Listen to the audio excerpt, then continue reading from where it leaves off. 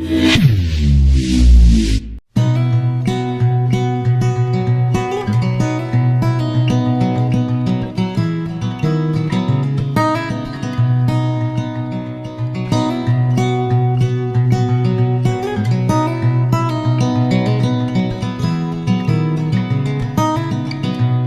name is Paul Hellyer, and I am a former Minister of National Defence for Canada. This disturbing message is for the several million Americans and others who were kind enough to listen to the 22-minute presentation at the Citizens Disclosure hearing in Washington in May 2013, and for anyone else who cares deeply about the future of their country and the planet Earth. The U.S. is in grave danger. Strangely, the peril is not from foreign enemies, but from enemies within. So I beg you to listen to a summary of the major problems, followed by some suggestions as to how the U.S. might be recaptured by loyal Americans, to the enormous relief of friends who have been watching helplessly from the sidelines. The stakes couldn't be higher. So I spent the 15 months following the Washington hearing feverishly writing a new book, incorporating what I think every American has the right to know and must know to end the incredible naivety observed at the citizens' hearing. The name of the book is The Money Mafia, A World in Crisis. Most of my friends, both American and Canadian, tend to agree that the world is in a state of crisis. But very few are aware that the problems are not natural phenomena. They have been engineered by a very tiny elite group of rich, ruthless, and power-hungry people who have been deliberately keeping the majority of decent, hard-working taxpayers totally in the dark. The iron veil of secrecy is now nearing the end of its 7th decade. When World War II ended, little attention was given to Operation Paperclip, under which hundreds of Nazi scientists were brought to the U.S., given new identities, and then appointed to important jobs in the military and elsewhere. Some of them would have been aware of UFOs and the ET presence from their experience in working with them in the 1930s. The American military began to take the subject more seriously after retrieving one of the vehicles that crashed near Roswell, New Mexico, on July 4th, 1947, and decided to back-engineer its technology, which was light years more advanced than anything that we had known. On Tuesday, July the 8th, 1947, at 11 a.m. Mountain Time, Roswell Airfield Commanding Officer Colonel William Blanchard announced in a press release the recovery of a flying disc. That was the truth. Later that same day, at approximately 4:30 p.m. Central Time, Brigadier General Roger Ramey, commander of the 8th Air Force and Blanchard's supervising officer, presented to the press an alternative story. He claimed the Army had recovered a Rowan target device suspended by a neoprene balloon. That was a lie. In fact, it was the cornerstone lie of what was to become a cult of lying and disinformation that is still United States policy today, 68 years later. In my brief address to the Citizens Disclosure hearing, I said that the United States and much of the Western world is ultimately controlled by an unelected, unaccountable cabal. Its apex is the banking and financial cartel, followed by the oil cartel, the CEOs of the largest and most powerful transnational corporations, major intelligence agencies, including the CIA, the FBI, and the NSA, and a major slice of the U.S. military. Their collective power and influence is incalculable, and it is their plan for the U.S. and the rest of us that is so alarming. Their plan is an empire greater in size and power than any empire before it. They call this the New World Order, which, ironically, is the same name Hitler used for the smaller empire he imagined. One sure thing, the New World Order will end all pretense of government of, by, and for the people. It will be a dictatorship of, by, and for a small minority of the rich and privileged elite. Much of its power lies in the privately owned banking system. Why monarchs and politicians allowed a private cartel to become the monopoly supplier of new money, we will never know. But this power is almost absolute and can determine the fate of nations and their people. A system where nearly all money is created as debt, and debt that has to be repaid with interest, but where no one creates any money with which to pay the interest, is a dead end that leaves debtors with no alternative but to borrow the money to pay the interest and go deeper and deeper into debt. It's so wildly absurd that a grade 10 student would only need a few minutes to recognize it as one giant Ponzi scheme.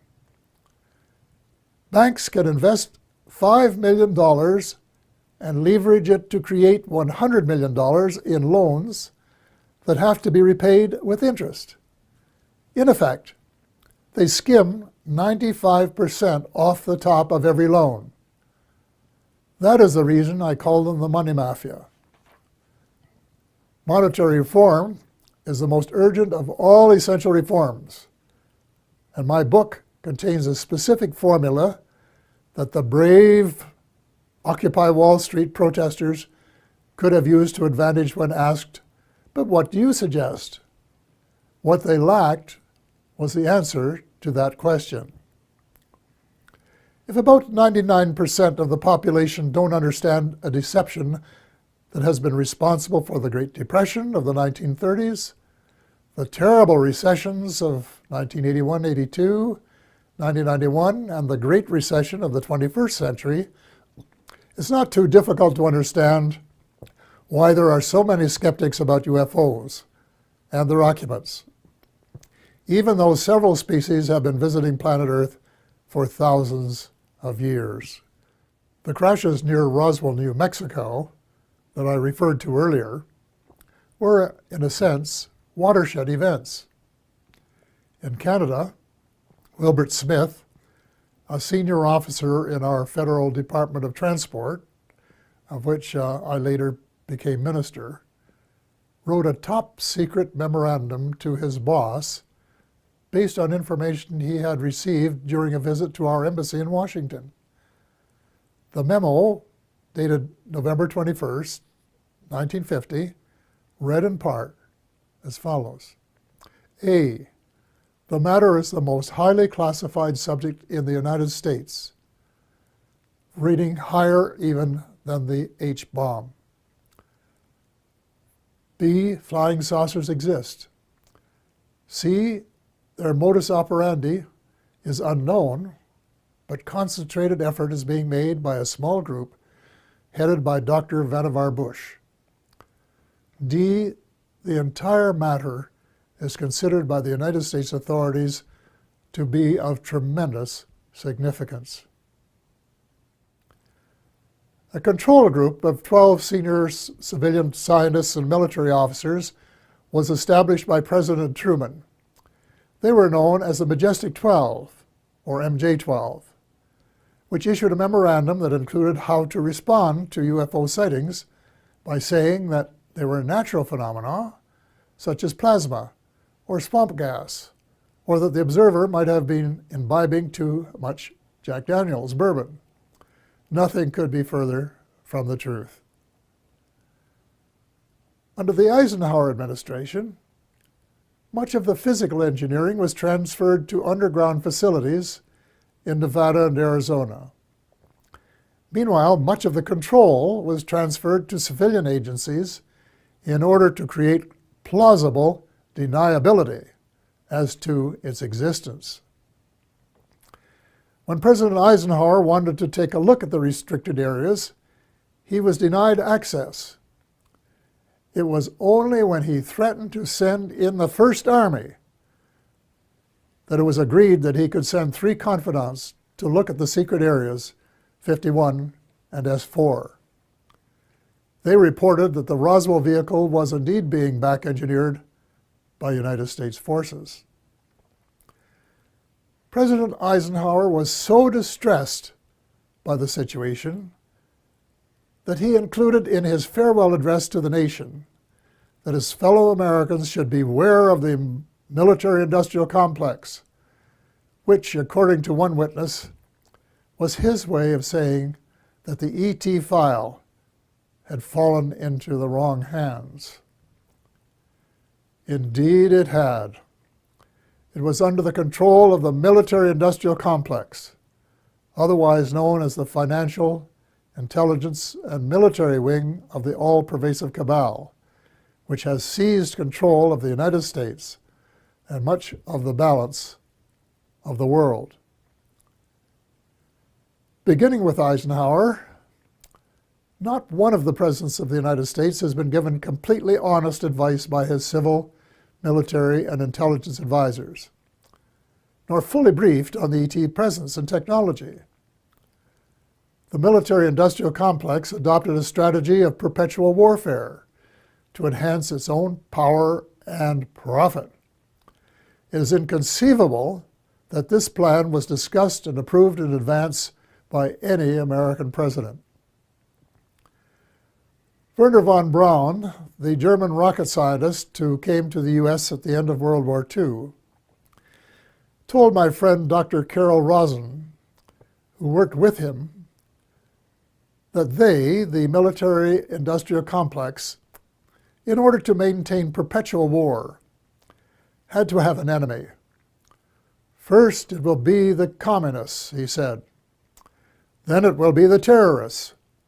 And finally, it will be the ETs.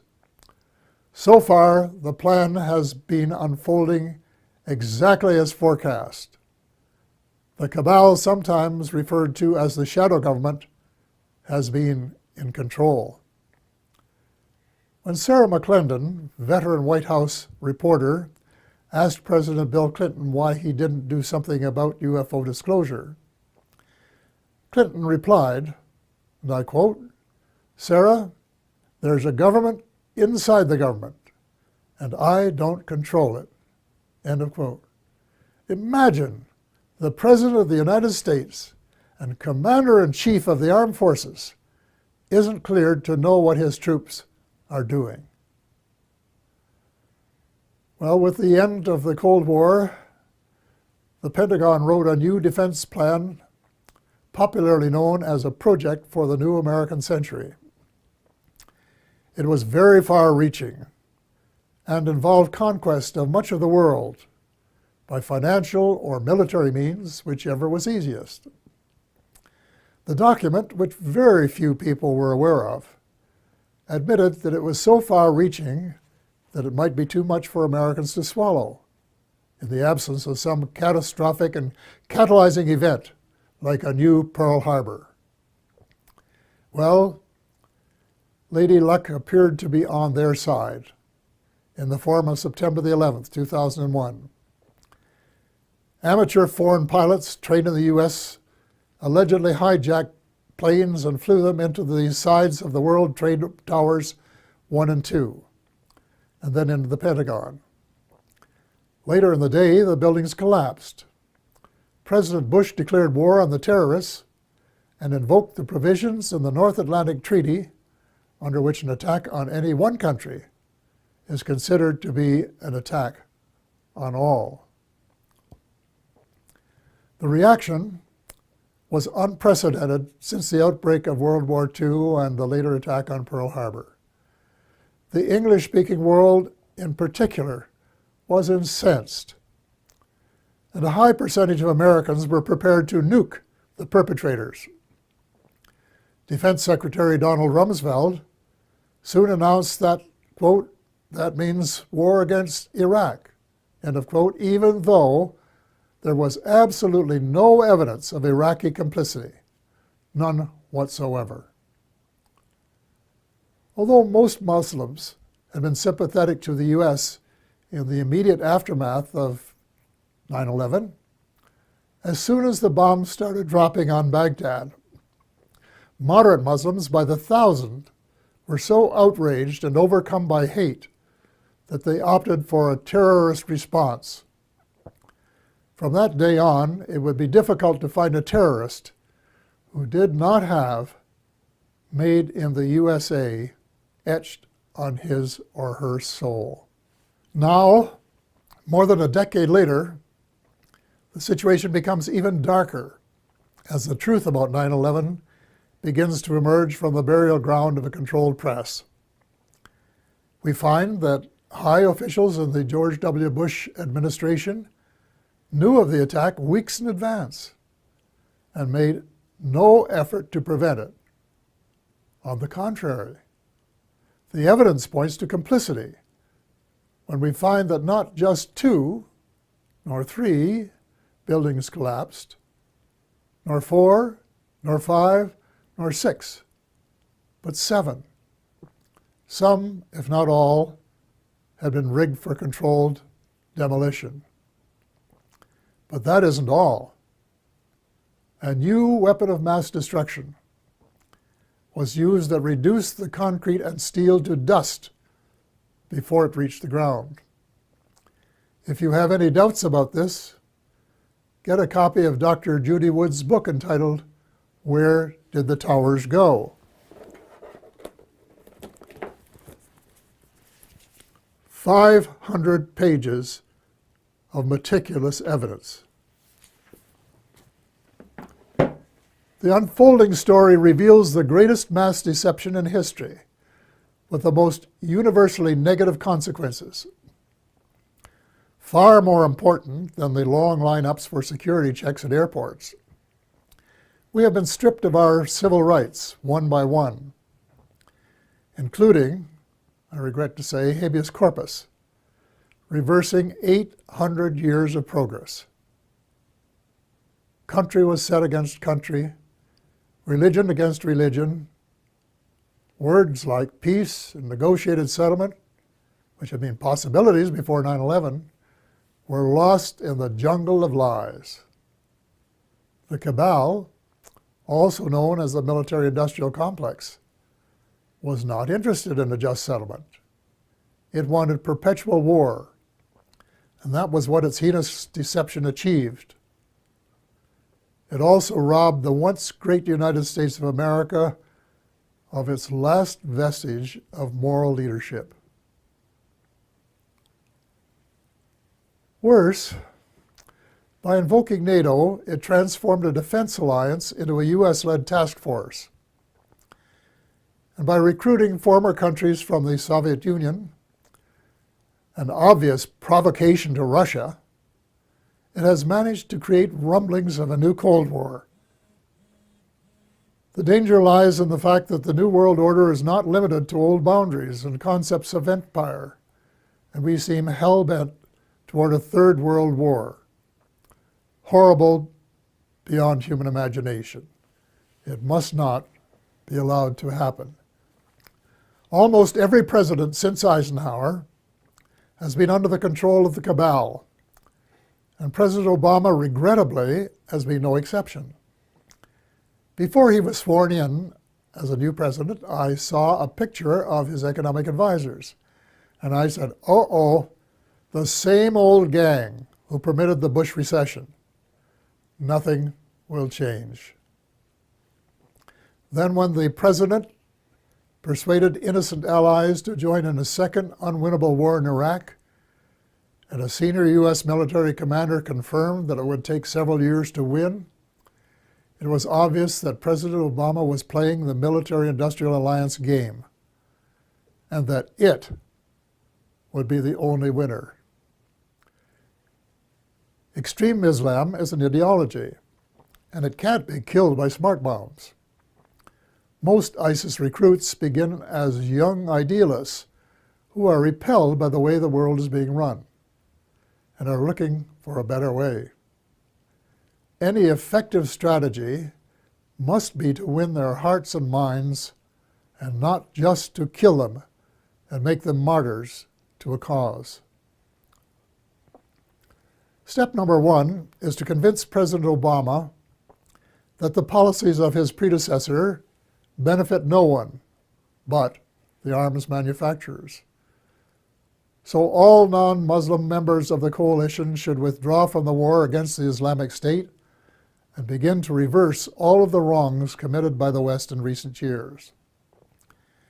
Hate him or love him, President Obama is the only person in the world with the power to lead a penitent United States and its misled allies in the moral and spiritual revolution essential for a world of peace and justice, where the human species has a fighting chance to survive.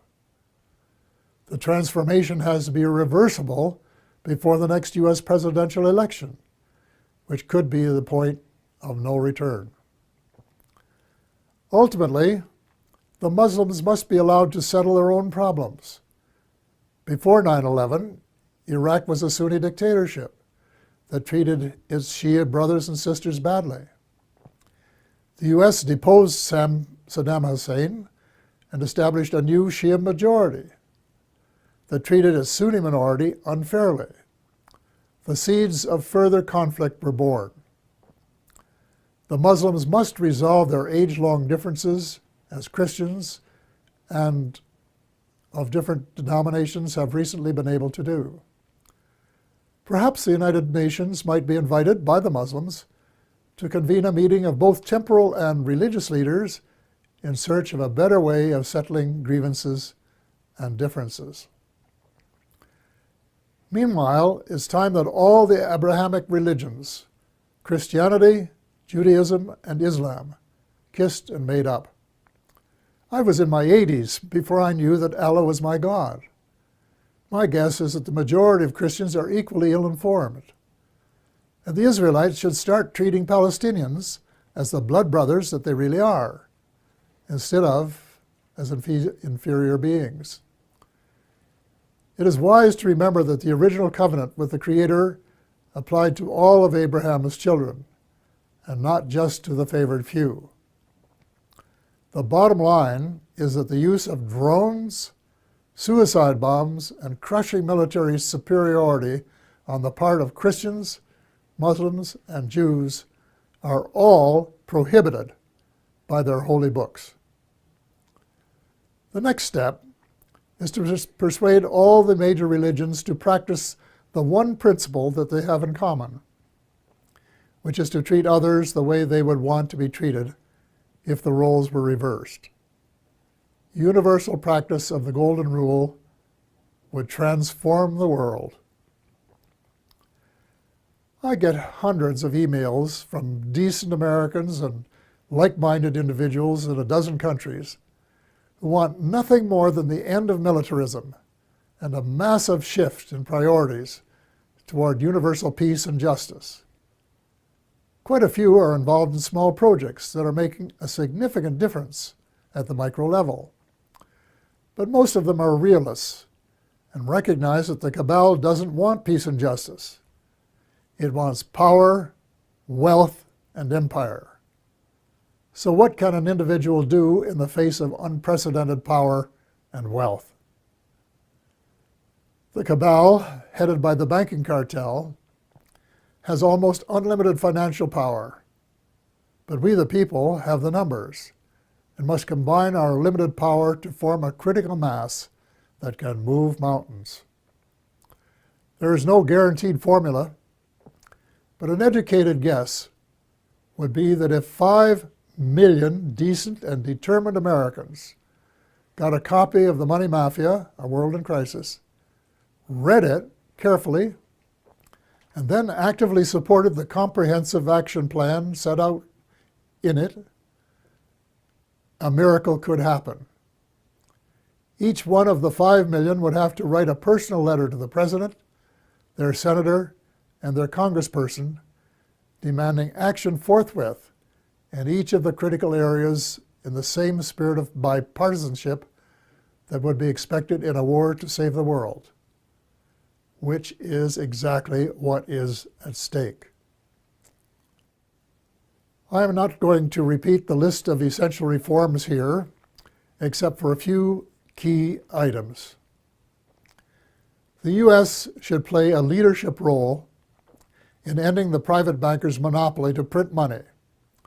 Actually, it isn't really money, it's just credit created out of thin air, a computer entry, and restore some of the power to the people that is rightfully theirs. President Obama can mint $2 trillion platinum coins to get the ball rolling, while legislation is prepared to take over the Fed and establish a 100% publicly owned central bank, a central bank of the United States. There cannot and will not be peace and justice on earth while the Fed continues to exist. Speaking of justice, if President Obama really wants a place in history as a friend of the 99% rather than the 1%, he can fast-track the Trans-Pacific Partnership into oblivion. Even the name is a lie. There is no way it is a partnership. It should be called the Trans-Pacific Power Grab by a small elite group who want to feather their own nests at the expense of other people's rights to run their own affairs for their own benefit. So the choice is yours, Mr. President, to decide if it will be the people or the cabal. There must be full disclosure of what the cabal and the U.S. shadow government have been doing since World War II. To what extent has the extraterrestrial space and weapons technology been back-engineered? And is it true, as the late Ben Rich, former CEO of Lockheed's Skunk Works, said, and I quote, "We, the U.S., now have the technology to take ET home," end of quote. The extent to which there has been collaboration between the cabal and the ETs. What species? What motives? Were there agreements signed? And if so, were the terms of the treaty or treaties lived up to? To hear the truth emerge after so many years of continual lies and darkness will require either that the National Security Act of 1947 be rescinded or suspended, with a general amnesty so that decent Americans can tell the truth without fear of retribution. A kind of truth and reconciliation process will be required. Then there are the positive benefits that must be pursued. The President must issue an order that would release the secret patents on exotic energy and make them available to the world. The secret technology, in combination with the flexible financial system, will make it possible to convert from an oil economy to a clean economy in 7 years. It will provide billions of new jobs worldwide and help close the ever-widening gap between the haves and the have-nots. Simultaneously, a project should be started to restore our oceans before the food chain has been permanently broken. In addition, worldwide programs of forest preservation and reforestation should help provide the carbon sinks essential for greater stability in weather patterns. Speaking of changing weather patterns, full disclosure should give us a better idea of how much weather patterns have been altered by government tinkering. Due to restraints of time, space, and expertise, my book makes no mention of either chemtrails or the high-frequency active auroral research program known as HAARP. But from what I have heard and read from credible informants, I would say that they are Satan's illegitimate Siamese twins of death and destruction. If so, they should be terminated at once and relegated to the netherworld from which they came. And before the people of the world become aware and launch a $10 or $20 trillion class action suit against the United States Air Force, its contractors, associates, and suppliers.